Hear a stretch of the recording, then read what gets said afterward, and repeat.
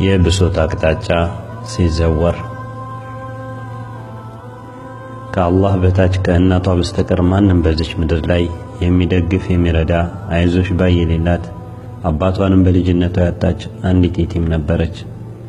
ይቺ ምስኪን ወጣት ከአጎቷ ልጅ ጋር ትዳር መስርታ መኖር ጀመረች። ነገር ግን ይህ የአጎቷ ልጅ በጣም ዛሊም ነበርና ይበድላታል፣ በጣም ያሰቃያታል። ከሷ አልፎም ቤተሰቦቹ እሷ እንደ ሰራተኛ በመቁጠር ያለማሳረፍ የፈለጉትን ስራ ያሰሯታል። ሌት ተቀን ከአቅሟ በላይ ማሰራታቸው አልበቃ ብሎ ይሰድቧታል፣ ይገላምጧታል፣ በምስኪንነቷ ይንቋታል።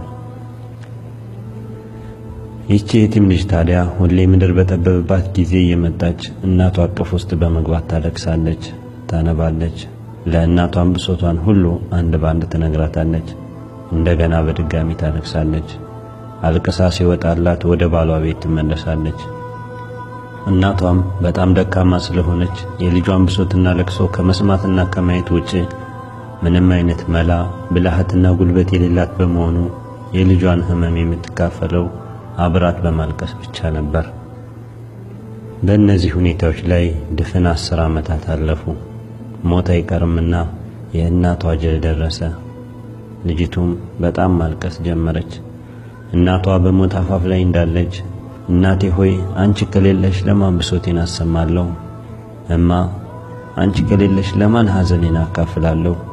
እናቴ ለማን ነው ብቻዬን ጥለሽኝ የምትሄጂው? ብቸኛ አድርገሽኝ አትሂጂ እናቴ እያለች እናቷ እቅፍ ውስጥ ሆና ስቅስቅ በማለት ታለቅሳለች።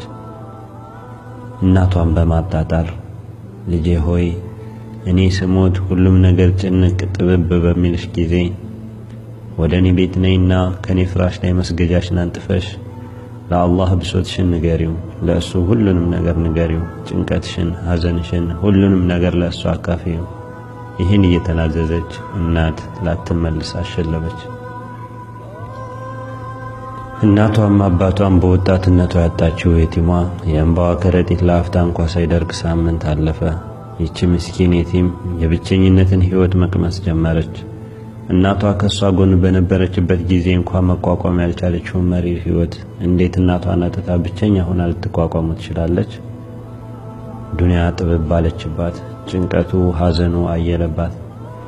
የእናቷን የመጨረሻ የኑዛዜ ምክር አስታወሰች። መስገጃዋን ያዘች።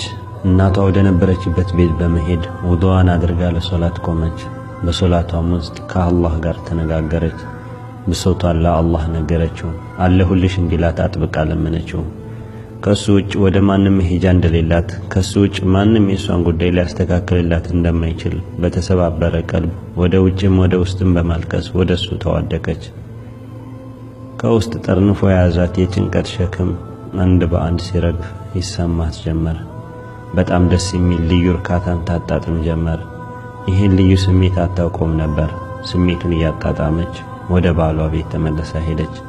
ሕይወት ግን በነበረችበት ሁኔታ ቆየቻት። እሷም በየሳምንቱ አንዴ ወደ ቤቷ እየተመለሰች ከአላህ ጋር ያላትን ግንኙነት ታጠብቅ ያዘች። ብሶቷን ብሶት ሰምቶ ዝም ለማይለው ጌታዋ ማቅረብ፣ በማቅረቧም ውስጧ በሐሴት ተሞልቶ ወደ ባሏ ቤት መመለስ ዘወትር በየሳምንቱ በጉጉት የምትፈጽመው ሥራ ሆነ። በዚህ ሂደት ለ1 ወር አሳለፈች። ከእናቷ ቤት ቆይታ ወደ ባሏ ቤት የምትመለሰው በፍጹም ፈገግታና ደስ በሚል ስሜት ነበር። የእሷን ፈገግታና ደስታ ያዩ በዳይ የሆኑ የባል ቤተሰቦች ግን ውስጣቸው ይቃጠል ጀመር። ሸይጣንም በእሷና በባሏ መካከል በመግባት እኩይ ሴራውን ለባል ቤተሰቦች ያመላክታል። የባል ቤተሰቦችም እንዲህ ይሉታል። በየሳምንቱ አንድ ቀን እናቴ ቤት ልሄድ እያለች ትወጣለች። ስትመለስ ታጥባና እየሳቀች ደስ ብሏት ነው የምትመለሰው። ባልም የቤተሰቦቹን ተራ አሉባልታ ይሰማና በሚቀጥለው ቀን ወደ ልጅቱ እናት ቤት ቀድሞ በመሄድ እሷ በማታየውና ነገር ግን እሱ በሚያየው ቦታ ላይ በመደበቅ ሁኔታውን መከታተል ጀመረ። እናት ከሞተች 1 ወር ሆነ። በእናቷ ሞት ከደረሰባት መሪር ሐዘን ባሻገር በባሏና በቤተሰቦቹ የሚደርስባት በደል ሆዷን አሳምሟታልና ለጌታዋ ድምጿን ለማሰማት መስገጃዋን ይዛ ወደ እናቷ ቤት አመራች። በተረጋጋ መንፈስ ውዱዋን አድርጋ መስገድ ጀመረች። ስጁድ ላይ ስትሆን ተንሰቅስቃ በማልቀስ ከጌታዋ ጋር የውስጧን አንሾካሾከች። ሁሉንም የሚያስጨንቃትንና የሚያሳስባትን ቀልቧን ያሳመማትን ጉዳይ ሁሉ አንድም ሳታስቀር ጉዳዮችን ሁሉ ለሚያውቀውና የሁሉንም ጉዳዮች መፍትሄው በእጁ የሆነው ለአላህ ነገረችው።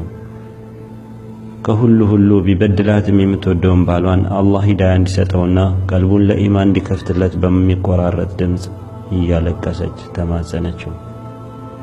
ተደብቆ ይከታተላት የነበረው ባሏ በሚያየውና በሚሰማው ነገር ውስጡ ተነክቶ ስታለቅስ አብሯት ማልቀስ ጀመረ። እንደ በደላት ስለተሰማው እሱም ሆነ ቤተሰቦቹ የፈጸሙባት በደል አንድ በአንድ እያሰበ በሐሳብ ባህር ስጥም ብሏል።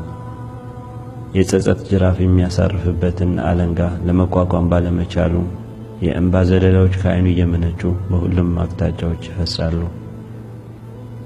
በሶላቷና በዱዓዋ ቀልቧ በደስታ ስክን እስከሚል ድረስ ጌታዋን ለምናና በልመናዋ መልስ እንደሚሰጣት ሙሉ በሙሉ ተማምና ከመስገጃዋ ቀና ስትል ያየችውን ማመን አልቻለችም።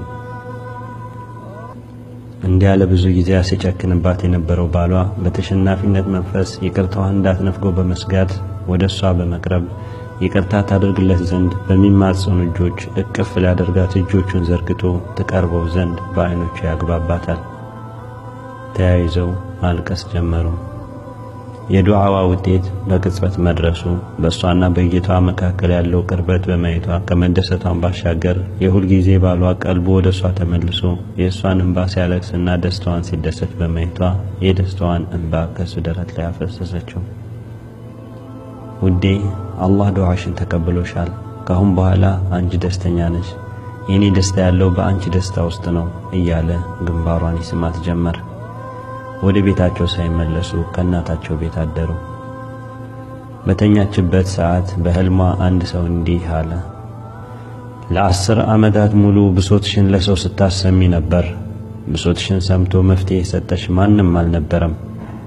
ለአላህ ብሶትሽን ስታሰሚ ግን በአንድ ወር ውስጥ ከነበርሽበት መጥፎ ሁኔታ ወደ መልካሙ ለወጠልሽ። እሷም ሁሌ ጉዳዩን ለአላህ እንጂ ለፍጡራን ላታቀርብ ለራሷ ቃል ገባች። ሱብሃንአላህ፣ ምንኛ ያማረ መጠጊያ! ለባሮቹ አዛኝ የሆነና ምላሹ ፈጣን የሆነ ጌታ ነው ያለን። ብሶታችንን ሁሌም ወደ አላህ እንጂ በራሱ ምንም ነገር ለማድረግ አቅምና መላ ወደ ሌላው ፍጡር ማሰማት የለብንም።